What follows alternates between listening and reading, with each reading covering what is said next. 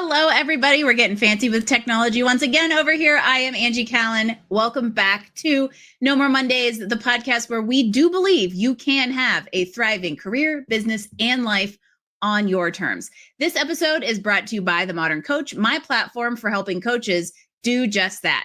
If there is one thing that we have learned in almost 200 episodes of No More Mondays, it is how important core values are to ditching the Sunday scaries and looking at life as no more Mondays. If you're ready to grow with purpose, head on over to themoderncoach.co/core values and explore your core values as you start your business or grow your career.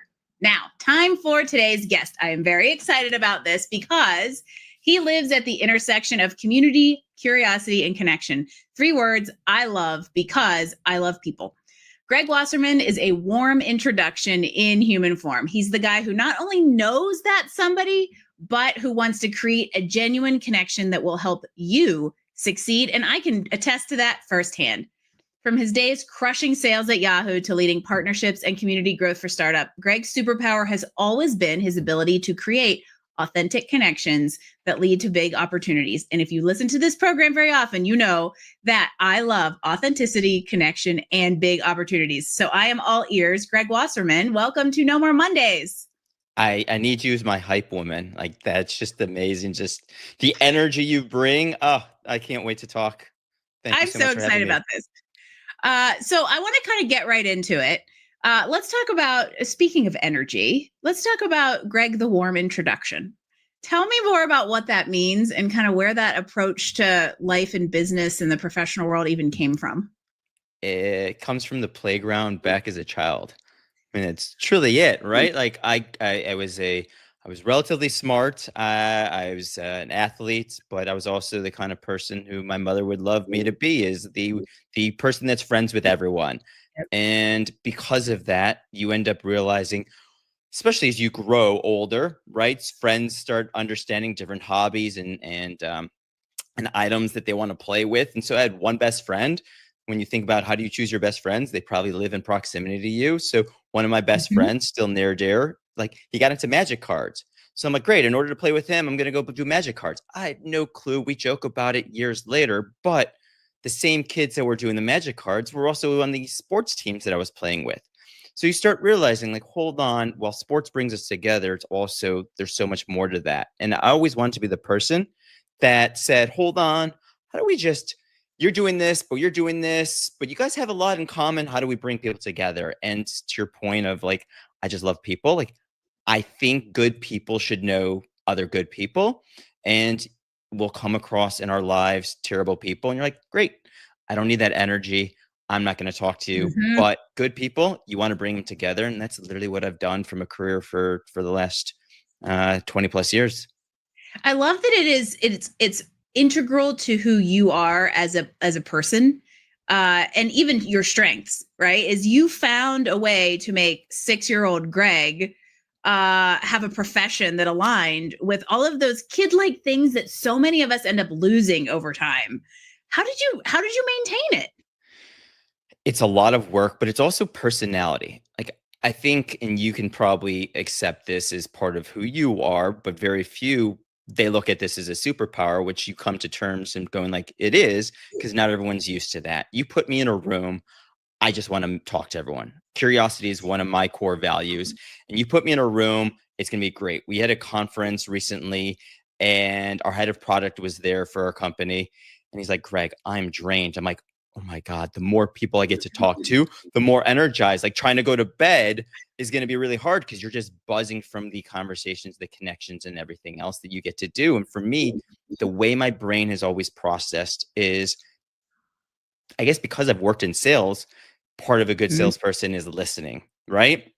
If I can get you talking more, then that's a good side for mine. So if I can get you to if I can understand what you're trying to do and dig into whatever your life is, the way my brain operates is not only how do I sell you whatever it is that I'm trying to sell you, but actually, if I don't have the solution for you, I want to be the person that comes to you and thinks about, how do I give you that solution? So my background's in media sales. So I was always trying to sell whatever the solution I had. But if I became friends with other sellers, And I was Okay. able to get in a room with a buyer and say, look, I may not have the solution for you, but as I truly believe life is about time and relationships. So we all know that I will probably move on from this job and you'll probably move around from that job because we don't live in the day where 40 years in one company is the way we operate. Yep. So at least let's get to know each other and figure out, do we like each other? Can I actually understand what you are looking to accomplish?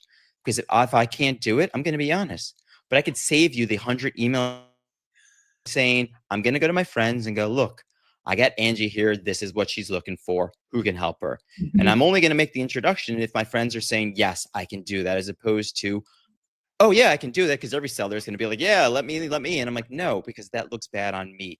And so once you become the person that others look to for, you know what? I like Greg. He's got good things to say and he can help me, even if he's not the actual solution. That becomes your know, like, and trust that I've always wanted. Oh, KLT. I talk about it all the time with my business clients. Also, side note, the world should watch out for the day that you and I are ever in the same physical room, because it's possible the room may implode from two people who love to make connections and love to work a room. I'm the same way as far as like the energy goes. And what I think is interesting, you said something that I often say and agree with, and I think it's an interesting thing as an extrovert to be a good listener, because usually we're pegged as the people who don't listen and just want to be the loudmouths and be heard. But that tends to be my MO when working a room, is to ask tons of questions so that I don't have to talk about myself, but then I start to understand who I am talking to and can make that genuine connection with them to understand how I can support, whether it's directly or indirectly. And it sounds like you kind of take the same MO. It is. And if anyone watching, listening to this, you'll probably go, hold on. I've been in a room, or I've been where someone just keeps asking me, and it feels like an interview. Well, if it feels like an interview, maybe that's not a bad thing, because they're truly trying to ask you and understand. Um, but at the same time, and I've had this conversation with other people, maybe you're just bad at asking questions yourself. So if it feels like an interview, Mm, then it could be you are taking whatever this person's giving you, but you're not volleying back. So they're going to just continue to ask you questions, yeah. because they're like, well, you didn't ask me anything. So I'm just going to keep asking questions because I'm curious. If you want to know about me, you'll ask. But otherwise, if you're going to be guarded, and it goes back to vulnerability, some people are going to be guarded and go, mm, I don't know, this feels awkward. But also, when you feel that a person's quote unquote selling, I've always never been the Yes. I'm a seller. I always admit I can't sell ice to an Eskimo. I only want to sell what the Eskimo needs, If I because think the Eskimo needs the ice, I could sell it all day long. However, how often does an Eskimo need ice? right, exactly. I don't know. Is that PC? Can I even say this anymore? I don't I know. don't know. It's the swampland in Florida thing. But well, I would rather sell ice to Eskimos than sell swampland in Florida in the year 2025. Moving on.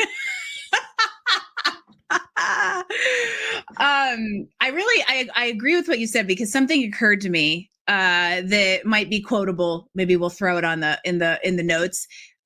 Rapport, to me, is the difference, right? If you are in a conversation that looks like a tennis match, you probably haven't taken the time to build the rapport that actually makes it an exchange where you're receiving information and leveraging that to continue the conversation versus a back and forth. And I think that's the case whether you're actually in a job interview, something that could be a job interview, or trying to understand, how two people can work together and collaborate and connect. 100%. Couldn't say it better. Mic drop. So related, but kind of an aside. I want to know about a memorable connection of yours. So, do you have a connection that stands out in your mind that has just completely changed either your trajectory in work or life? Ooh, that's a good one. I mean, I guess if I think about it, I've gotten my jobs. Most of my jobs have all come through connections. So I've never been one to be able to get a job from a let me fill out a resume. If we go back to first job out of college, it was the recruiters that came on college, right? So I guess in that regards, they got to know me. It was a relationship that I was able to develop, and they saw whatever they saw in 22-year-old version of Greg, Mm-hmm. right? But then thereafter, my time with Yahoo, came through at the time, the girl I was dating, we all got let go from my first job. So I was unemployed. So it's like, all right, what am I going to do? And she's like, well, my coworker who turned down this job, who's now working with me, they must be hiring. So it made the connection. The interview side was all on me, but ultimately the door that was open was through a Yep. connection. And that's literally how it's been for the majority of my career. And if I look at like the last 3 or 4 jobs, I mean, I'm the head of relationships for RSS.com. I've chosen that title for the last 3 companies, and all 3 of those have come through relationships or social media in some regards. Yep. We're going to pause here. And for any of you out there who are job seekers who may have heard me say one time or 100 that once you start networking, never stop, Greg is living, breathing, walking proof of why that is the case. And it is more important now than ever with the current market conditions to lean into real human connection, because we can open doors for each other that a computer cannot.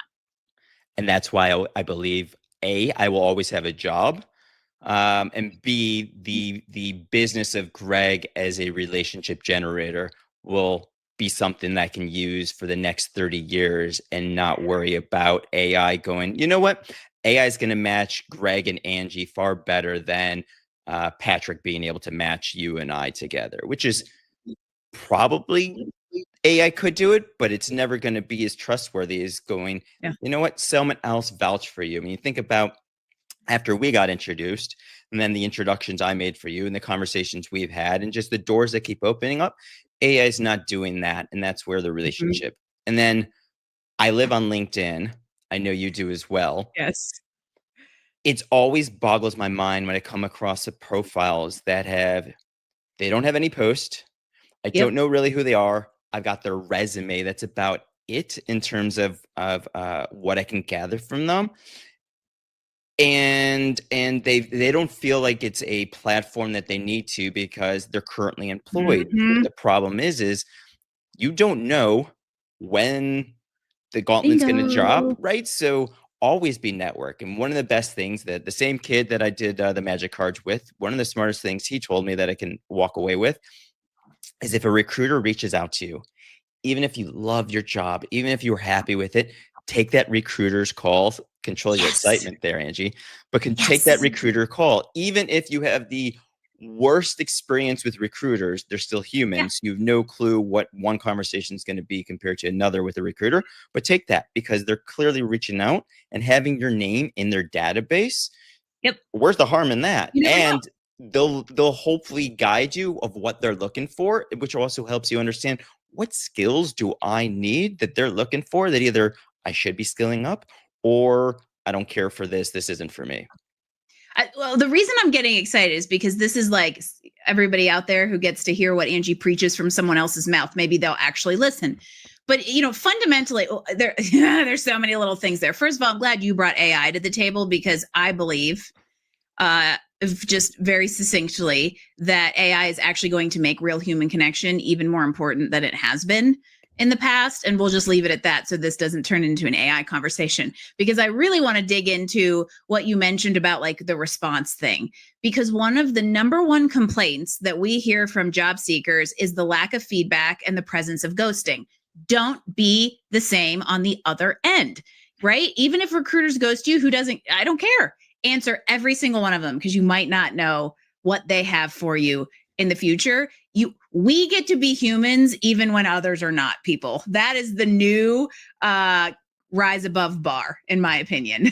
And so I'm going to pull that thread even more. And I was having a conversation recently with someone about this. Actually, it was my therapist. Come to think about it. So the balance, I believe that life is about time and relationships. I have no clue where one conversation is going to lead. Therefore, if we take this recruiter thing, I don't know where that conversation with the recruiter will take me 5 years from now. If that recruiter is still A, in the business, or B, they got out of it and there's somewhere else that I could work with or network. It's a relationship that I can pull and leverage later on that I have no clue where the value of it is today. But the conversation I was having with my therapist was around how do we balance, and this is what I struggle with, but I truly believe there's value in it, the short-term transactional mindset versus the long-term benefits of a relationship. And what I mean here is I'm not looking for a job right now, so I'm not going to respond to this person, in this case, recruiter, or someone's trying to sell me. I'm not going to respond to this because I don't have the time right now. There's only so many hours in the day. You know him as well as I do. My mentor, Rob Durant, a shout out. He's like, there's not 28 hours in a day. I don't have the time to answer everything, but I make the time tomorrow. What is it? Friday of this week when we're recording this, whatever. My whole afternoon is dedicated to making intros, some of them for you. Is that going to benefit me? Am I going to get the transaction? Am I going to get the sale? Whatever I need to cross this off my list item that drives revenue, drives whatever today's need is.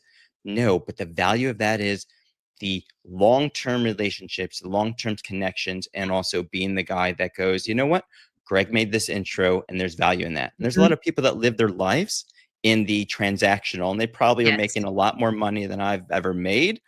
But I feel really good. Happier. Exactly. And I feel incredibly grateful that I get to be the one that gets to create those connections and be the time spent on doing so. There is an actual currency that is the Karma Bank. I fully believe that. And I think in this idea of making connections and kind of like what are you going to do for me land, if you want to be really genuine and authentic about this, you have to let go of immediate, instant gratification, because it could be years and years and years down the road. I mean, I'll tell you, just before you and I came on, Greg, I was bouncing around the living room, as you can imagine I may be, because I got an email from somebody who I talked to about an on-site facilitation gig a year ago. And it didn't happen. I've kept in touch with her, and now they have new year, new budget. And she's like, I think we're ready to go. So you just absolutely never know when something's going to come back. And if you let go of the need for this instant gratification that we all have nowadays, it can be a little bit more like, yeah, I'm going to make the connection. Who cares when and what does come back to me? But the Karma Bank says something will. Now, you brought up something that I actually wanted to talk about. Driving revenue. So we've talked a lot about career opportunities through community and connection. I'm really curious from your perspective, how community drives revenue. I'd love an example and a little bit more thought on that. Wow, that's a good one.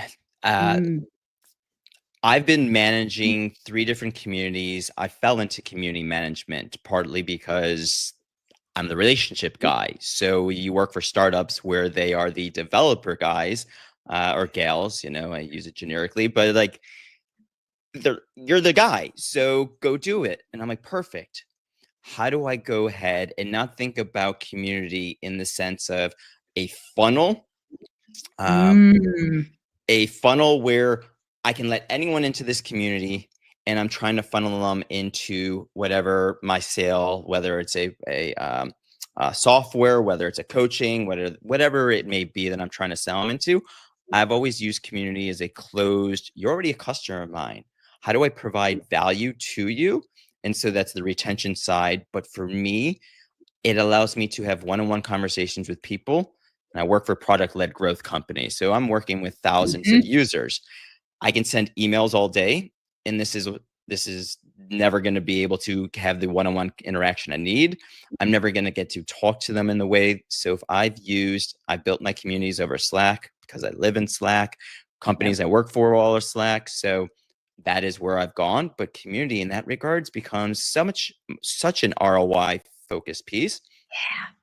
Because I am providing more value to the users. So they're finding the product. And this is what I look. I mean, my LinkedIn says I'm a humanization specialist because I like to humanize companies. Product-led growth companies tend to bring you in, get you signed up for the software, and then you move on, but you're already there and I'll give you whatever the software. I'm like, no, create a community so that I can have this one-on-one conversation. I can do trainings with them. I can get them talking, which is what I love. In my communities, part of the whole thing that everyone's like, Greg, how do you do this? I'll tag you. So if Angie came into my community and she said, I do X, Y, and Z, I'm going to tag 5 other people, assuming I got 5 other people going, hey, Angie does similar to what you do, or she's in the Denver area, or whatever it is. So you've got more connection, Yeah. so you don't feel alone, because that's the biggest thing we all are looking for. Humans need connection. So if I can create the connection for you, you're going to look at my company not as it's just a product that I use and it serves its need. You're going to look at my company now as, wow, this is solving Mhm. all these other relationship issues that I may have had, business opportunities that I didn't even think about. And you're creating conversations that no one at the first glance was thinking they were going to have, that you've now surfaced because you've created that community environment. And at the high level, you're building relationships with people. And I love the idea of, like, to me, it comes back to the idea of the intention behind the community. Is it simply another funnel where people are swimming at the top and your whole sole purpose is to get them all the way down to, desire and conversion? Or are you okay if they always just keep on swimming in the middle of an awareness, but they're getting a whole lot of other stuff out of it? Right. And I think that's where the intention of what you want a community to do changes between transactional sales or marketing tactic and actually authentically wanting to build relationships with the community of users, for example, that will increase retention and increase referrals and allow them to do the same with each other. And your last piece there, the referrals, that's a key piece. If I can turn all my customers into advocates, into this isn't just a great product that serves my needs, but also a Mhm. great product that you have to be part of this product because of all the resources, all the knowledge, all the connections I've made in their community, in their trainings and so forth. They're now your biggest advocate, which goes to, and I know we've talked offline about this, but like the customer experience is huge. So if I can now create a better customer experience, that's only going to drive more revenue, more brand awareness, more know, like, and trust. We like these people. We're going to do business with these people because they care about us.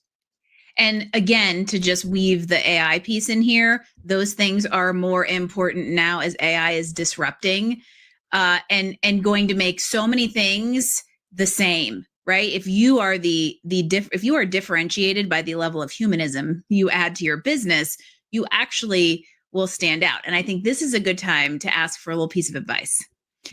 This might be loaded. So, we're selling this idea of, like, go create a community. And so there's got to be somebody out there who's listening who's going, this is a good idea. How the heck do I do that? So, Greg, how the heck do we do it? I'm gonna give my 2 cents on it. In the sense that I know there's so many different ways you can go ahead and create a community. There's platforms out there. As I said, I built mine in Slack because that's where I live. As I've learned, you're never gonna appease everyone. I get this all the time. Greg, why aren't you building this in Discord? Why aren't you building this in Mighty Network? Why aren't you building this school? Whatever it may be, take your pick. You're not going to appease everyone. They're No. all platforms that we all have issues with. That's just software as a whole. So have an understanding in what your strategy is. That's how do I begin? What is the strategy? What am I trying to accomplish? Why am I actually bringing people together? For me, when I came to rss.com, I'm like, you guys, first thing we're going to do is build a community so that we can actually start talking to them. Because you don't send the emails, whatever emails you're sending. Revolutionary. Let's talk to our customers.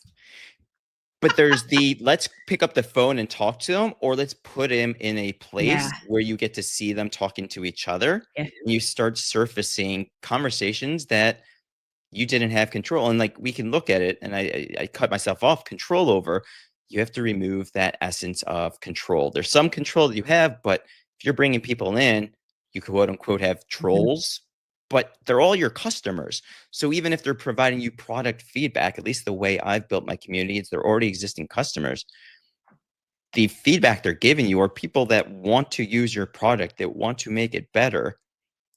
Why wouldn't you want to have that direct feedback? And I've learned working for product as a salesperson, if a customer's telling me, and I think of it as a complaint, but my product team is going, wow, this is genius. I didn't think about that. That's great stuff that we can go ahead and use.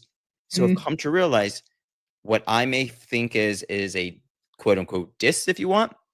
Product is looking at it as this opportunity. So everything that you can get from your customers when you bring them together and humanize that experience, you can't beat that. So when you're starting a community, understand what is the strategy that you are trying to go with. Yes. Is it a funnel? Are you trying to get people to sell? But in my case, bring your customers together. I think, what is it?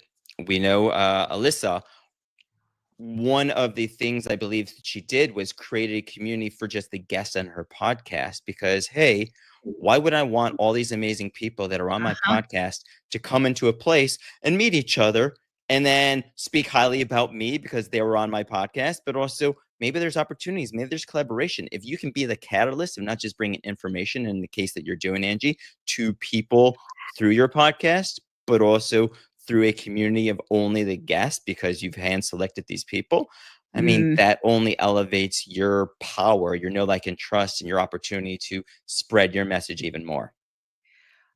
Okay, now I have a genius idea. Also, you all met Alyssa recently. She was a guest on No More Mondays, thanks to Greg's introduction, because she is the maybe 2/3 of my age blonde doppelganger with a podcast called Taking Back Mondays. So as soon as Greg and I met, he was like, "You need to meet Alyssa." And I think that's actually a really cool idea, because one of the things I say all the time, just anecdotally, is the community is one of my favorite aspects of podcasting, because it's been able to get me into conversation and community with people I probably wouldn't have had a reason to engage with otherwise. And so, that's just another example of everything we're talking about around plugging yourself in, surrounding yourself, or creating the kind of community that is where you want to be. And so, Greg, here comes another maybe loaded question, because we've talked a lot about how much we each love humans. And so I can't sit here and talk about AI and communities if I don't ask you about you and your human. And so I'm curious, like, I know you've done a bunch of growth work. You mentioned therapy earlier, so I don't even have to bring that to the table. But, in all of your growth work and in all of this building communities, what have you learned about yourself, and what surprised you in that exploration? I guess it goes back to the therapy conversation. It's how do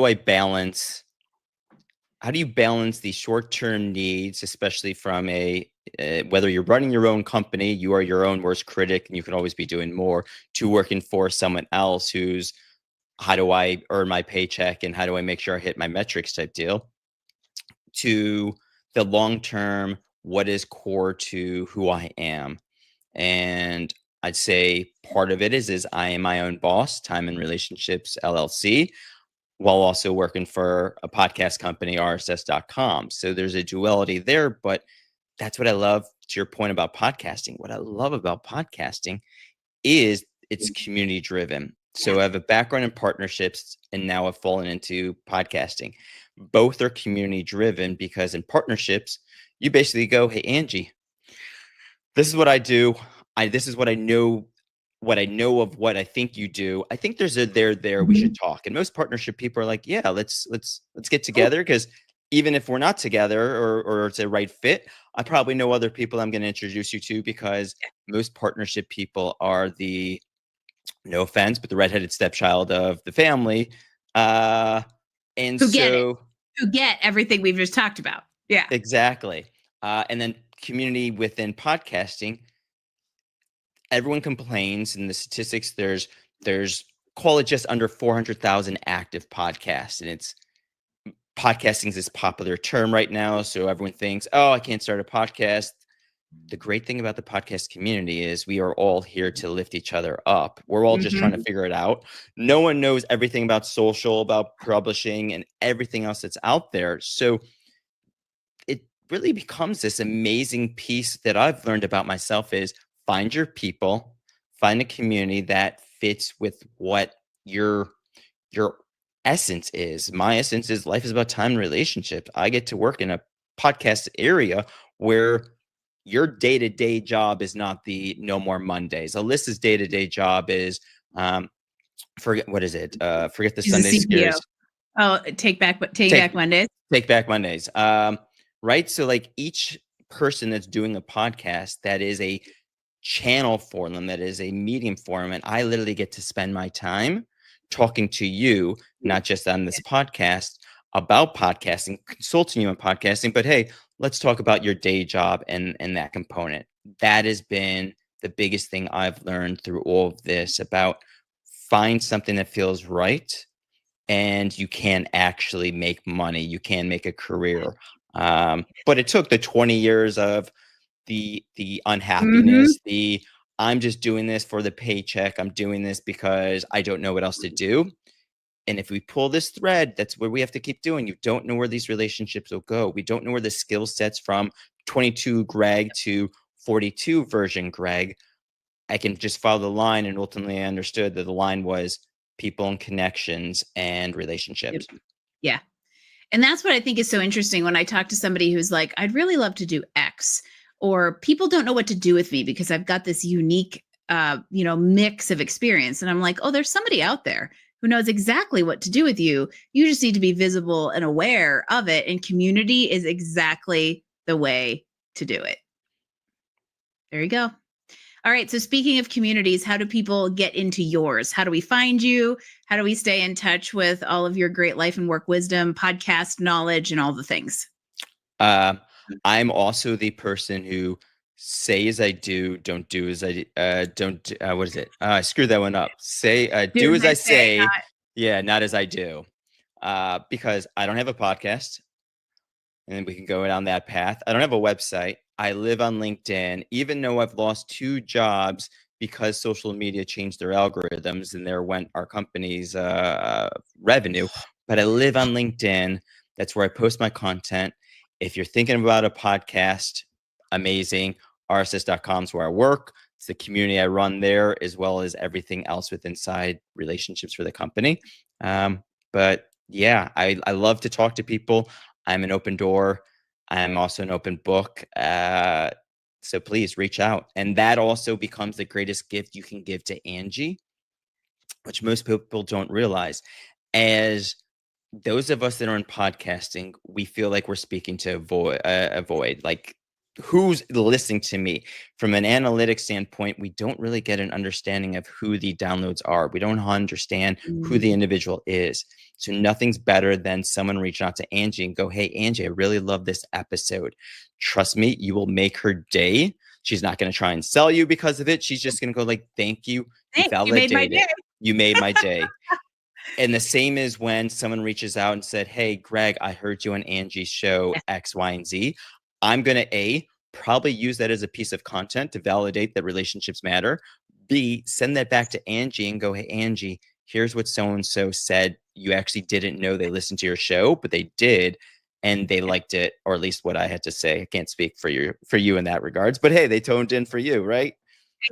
Well, and for all content creators out there, I think Greg and I can say that universally, it is a tough, sometimes seemingly thankless job because we don't get the amount of feedback that is proportional to the amount of work we put in, and so we just have to trust that we are making a difference. And I know I can completely agree with you that I send out the Sunday Scaries emails, and somebody responds, and they'll be like, "Oh my gosh, this is exactly what I needed to hear this week," and it's like, okay, that just made 12 other editions of the podcast or the newsletter completely worth the time. And so I think that that's just to me, that's an exclamation point on this entire conversation around be a human in community with humans and treat others with the love, respect, and humanism that you want to be treated with. And isn't that a lesson that we could escalate to a macro level? But we will leave that for another day, because what I want to make sure all of you heard from this conversation is that relationships are strategy. They're also what makes the world go around. So, Greg, I love that you were here to remind all of us that every deal, every job, every idea is a person, has a person behind it. And showing up with curiosity can really open doors you never imagined. 20-year-old Greg would never imagine he is where he is right now. And I think I could say the same thing for that former engineer who loves people. So as we wrap things up, Greg, I'm going to ask you one more question. And that is another kind of self-reflect. You told me before we started recording that you like self-reflection. So I'm going to just make you do it in front of a live studio audience.